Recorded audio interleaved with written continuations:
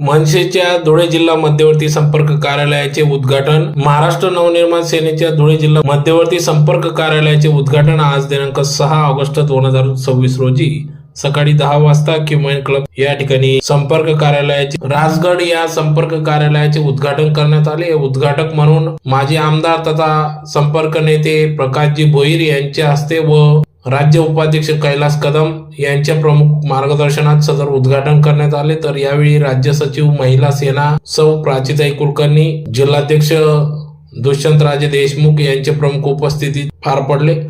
तर कार्यक्रम यशस्वी करण्यासाठी अजितदादा राजपूत, जिल्हा सरचिटणीस संदीप जडे, धुळे तालुका अध्यक्ष संतोष मिस्त्री, जिल्हा संघटक रस्ते आस्थापना राजेश जुसाने, सचिव दीपक बच्चाव, शहर सचिव अनिल सिरसाट, महिला सेना जिल्हाध्यक्षा सौ संध्याताई पाटील, जनहित कक्ष जिल्हाध्यक्ष जितेंद्र बैसाने, संपर्क विद्यार्थी सेना मनसे गौरव गीते यांच्या विशेष अथक परिश्रमाने सदर या ठिकाणी या संपर्क कार्यालयाचे उद्घाटन करण्यात आले. तर यावेळेस धुळे जिल्ह्यात पक्षाची संघटनात्मक बांधणी अधिक मजबूत करण्याच्या उद्देशाने सुरू करण्यात येत असलेल्या या मध्यवर्ती संपर्क कार्यालयामुळे नागरिकांच्या विविध प्रश्नांवर प्रभावीपणे काम करण्यास अधिक बळ मिळणार असल्याचे या ठिकाणी आयोजकांनी सांगितले. तर उद्घाटन सोहळ्यास मनसेचे सर्व पदाधिकारी, कार्यकर्ते, विविध आखाड्याचे प्रतिनिधी तसेच नागरिकांनी मोठ्या संख्येने उपस्थिती दिली होती.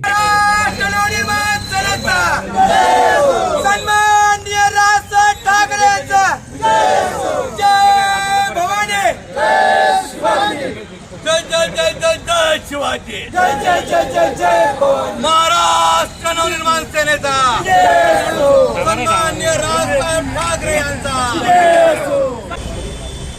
आज गेल्या 2 महिन्यापूर्वी मला दिलं. सर थोडं जोरात बोला.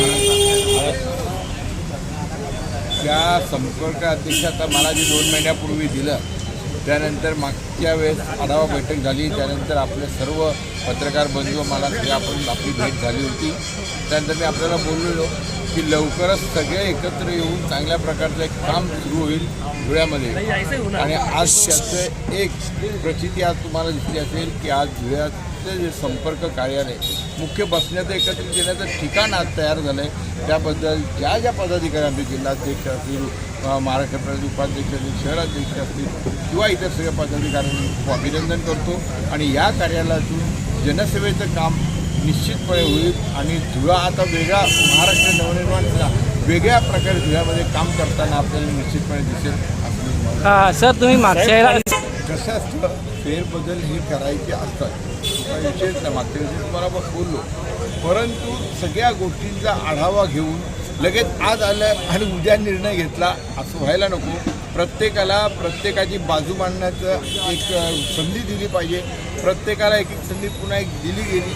त्यानंतर आता कोणामध्ये जर बदल होत नसेल तर त्यानंतर निश्चितपणे राष्ट्रपतींच्या आदेशाने निश्चितपणे पुढचा कार्यक्रम केला जाईल आणि जे खरंच काम करत आहेत त्यांना संधी दिली जाईल.